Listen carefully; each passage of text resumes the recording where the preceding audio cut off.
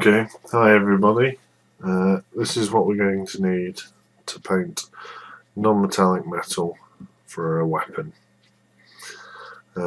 So, as always, water, as I like to dilute my paints quite thin. Usually 3 drops of water to 1 drop of paint, but I think today I'll be working a bit thinner, probably 4 drops.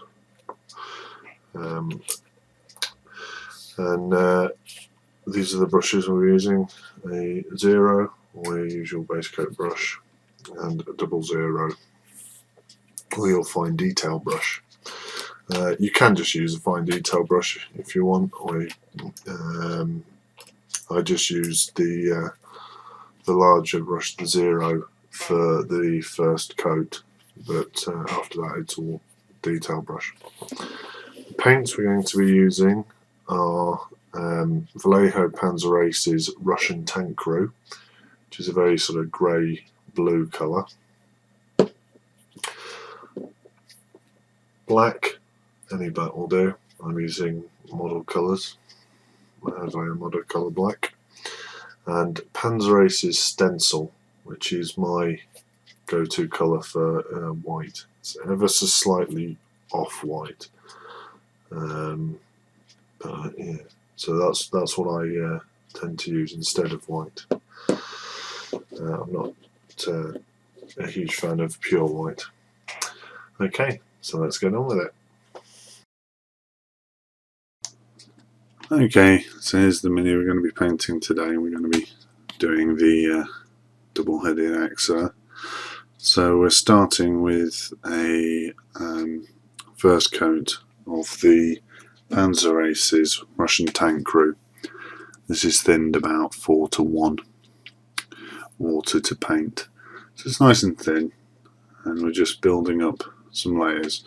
And what we're doing here is on the left hand side of the axe, we're doing the top of the face and the bottom of the blade, and then on the right hand side we're doing the bottom of the face and the top of the blade, and this is what will create the metallic look, create the effect of a shine. So we're just going to add lots of thin layers here just to build it up.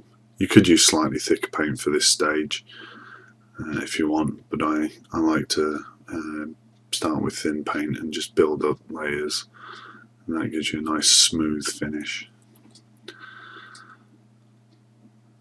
So there you can see the tips of the blades and just the very sort of tops of the faces are white, or certainly paler than the lower halves.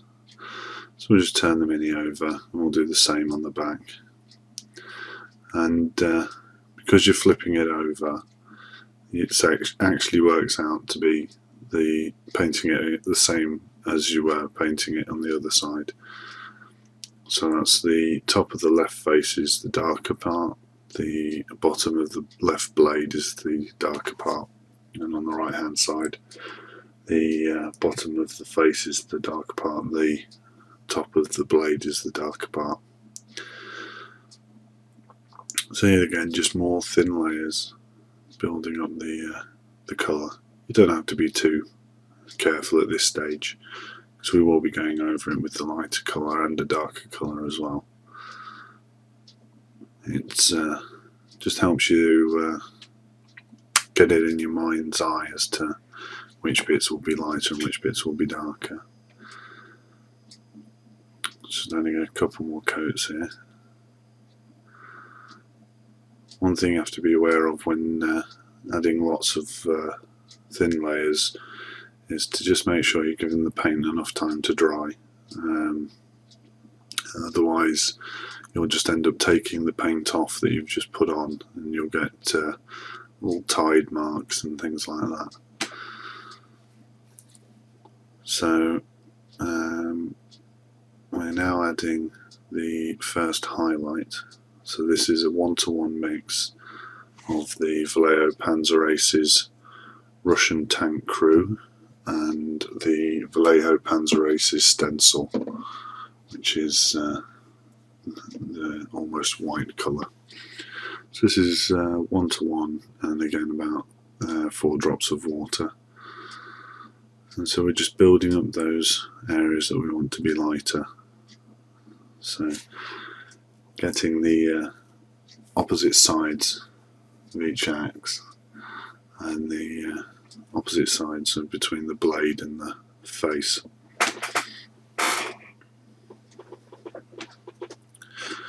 So we're building up from about halfway and just moving the brush to the from the middle to the point of the blade, as it were, so that we're making sure that when our brush leaves the mini, it's at the point where we want the colour to be the strongest. That way the pigments will always flow to the point at which the brush leaves the model. So always brush in the direction you want the strongest colour. So that's the first highlight. So now it's time for the first shadow. So this is a 1:1 mix of the Panzerrace's Russian tank crew and black. Any black will do. I'm just using model colours, Vallejo model colour black. So 1:1 mix of paint, and then about 4 drops of water for each drop of paint. And then we're just layering that up on the lower halves. So all the darker areas, again maintaining the cross pattern. And you can see there actually on the blade on the other side, I've gone over on the cutting edge of the blade there from when I was painting the front side. So there's a couple of dark lines there, but it's not a problem. We'll be going over that with the highlight colour, and it just means we might have to add a couple more layers just to transition those out.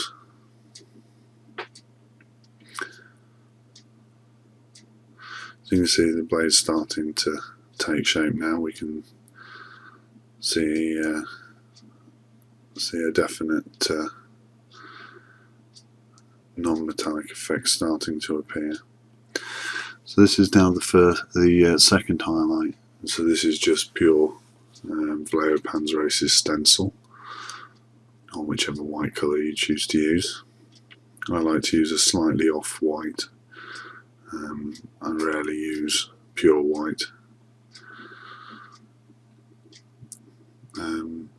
So now you can see we're just doing almost like the last quarter, still brushing towards the tip, as that will be the lightest area.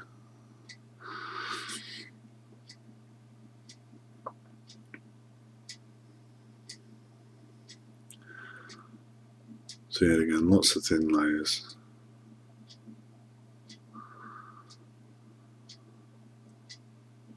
Moving from corner to corner, giving each part time to dry that way.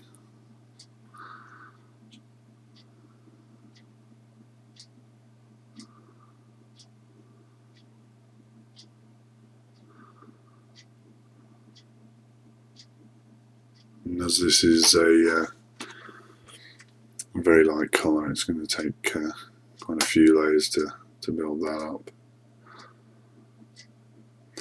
Now I'm going back to the original colour, the Russian tank crew. I'm just using that to go over the middle to help blend the transition slightly. So this is still thinned, sort of 4:1, and so that will help blend the transition between the dark area and the lighter area.